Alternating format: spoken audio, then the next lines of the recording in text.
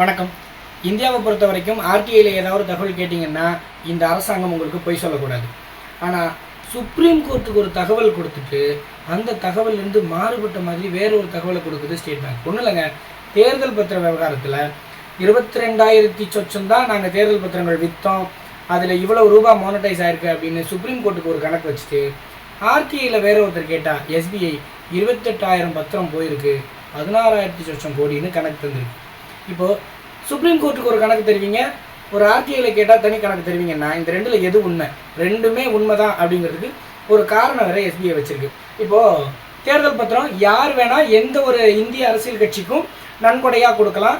யார் கொடுக்குறாங்கிற தகவல் ரகசியம் காக்கப்படும். நீங்கள் எவ்வளோ ரூபாய் எந்த கட்சிக்கு கொடுத்தீங்கிற தகவலை வெளியில் விட மாட்டோம். இதை வெளியில் சொல்லணுங்கிற அவசியம் இல்லைன்னு ஒரு மணி பில் கொண்டு வந்து டிஸ்கஷனே இல்லாமல் இதை நாடாளுமன்றத்தில் சட்டமாக்கிட்டாங்க.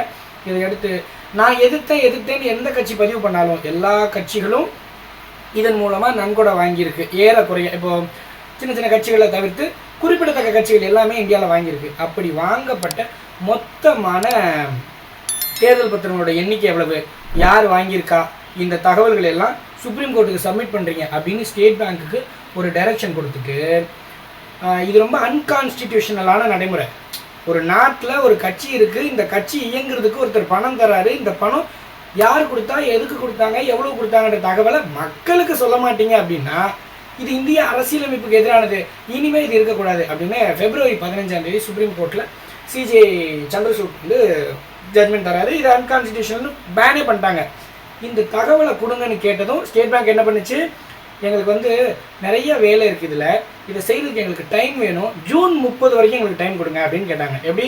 எலெக்ஷன் முடிஞ்சதுக்கு பிறகு. இப்போ இந்த கதையெல்லாம் நமக்கு தெரியும்.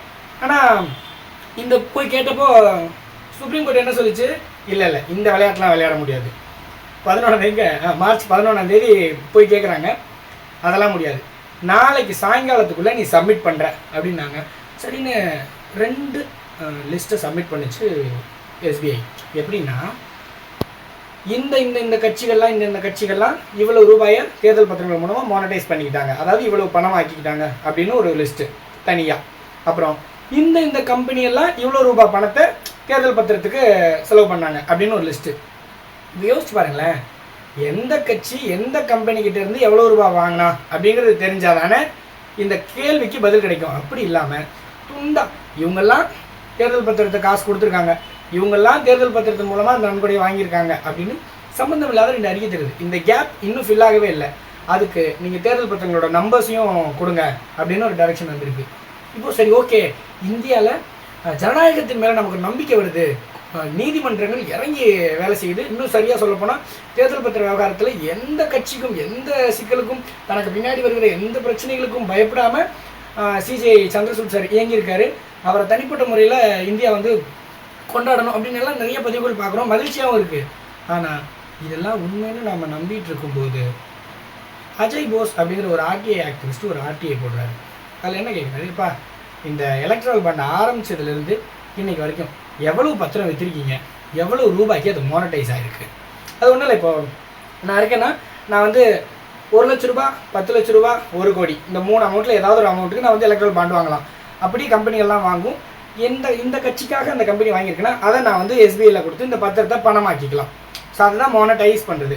அப்படி ஆனதில் இப்போது சுப்ரீம் கோர்ட்டுக்கு ஸ்டேட் பேங்க் சொன்னது என்னன்னு பார்ப்போம். சார், இது வரைக்கும் 22,217 ஃபார்ம் கிட்ட நாங்கள் தேர்தல் பத்திரம் கிட்ட விற்றுருப்போம். அதில் 22,030 மட்டும்தான் அரசியல் கட்சிகள் பணமாக்கிக்கிட்டாங்க.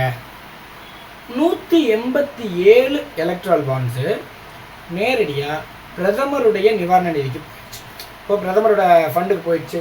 கான்ஸ்டிடியூஷனெல்லாம் கிடையாதுன்னு சொன்னதுக்கு பிறகும் ஃபண்டுக்கு போயிடுச்சு. இந்த 22,030 பாண்டில் மட்டும் இருந்து நமக்கு வந்து அமௌண்ட் எவ்வளவு?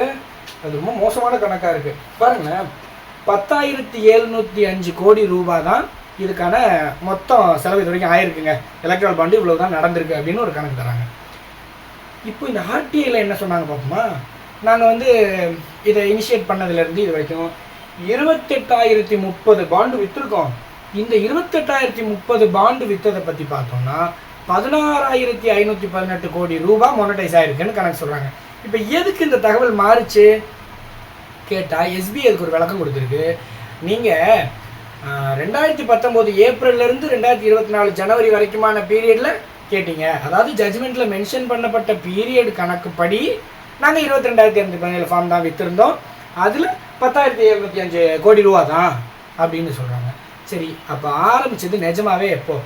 அது ஆரம்பித்து சட்டமாகினதுல என்னென்னா 29 ஜனவரி 2018 இது வந்து சட்டமாகி அமலுக்கு வந்துச்சுங்க. அப்போ அந்த நாள்லேருந்து இப்போது ஜனவரி 2024 வரைக்கும் February 15 அந்த ஜட்ஜ்மெண்ட் வர்ற வரைக்கும் இது எங்ககிட்டே தான் இருந்திருக்கு. இந்த பாண்ட்ஸ் கொடுத்துட்டே தான் இருந்திருக்காங்க. அதில் மொத்தம் 28,000 கோடி, ஐ மீன் 16,518 கோடி. இப்போது இந்த ரெண்டுக்கும் இடைப்பட்ட அமௌண்ட் எவ்வளவு? 5,813 கோடி ரூபா. இப்போ நமக்கு ஒரு நார்மலாக ஒரு கேள்வி வரும்ல, 5,813 கோடி ரூபாய்க்கான கணக்கு இது வரைக்கும் சுப்ரீம் கோர்ட்டுக்கு சப்மிட் பண்ணப்படலை. எலெக்ஷன் கமிஷனுக்கு நல்லா தெரியும் இந்த கட்சிகள் எல்லாமே எவ்வளவு ரூபாய் தனக்கு எலக்ட்ரல் பாண்டில் வருதுங்கிற தகவலை எலெக்ஷன் கமிஷனுக்கு சப்மிட் பண்ணணும். அந்த ஆக்டே அதுதான்.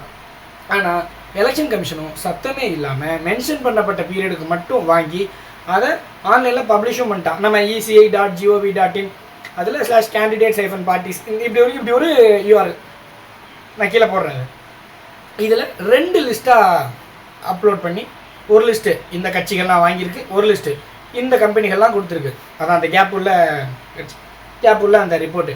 5,813 கோடி ரூபா யாருமே பேசப்படலைன்னா, யாருமே கேட்கலைன்னா வெளியவே வந்திருக்காதுல்ல.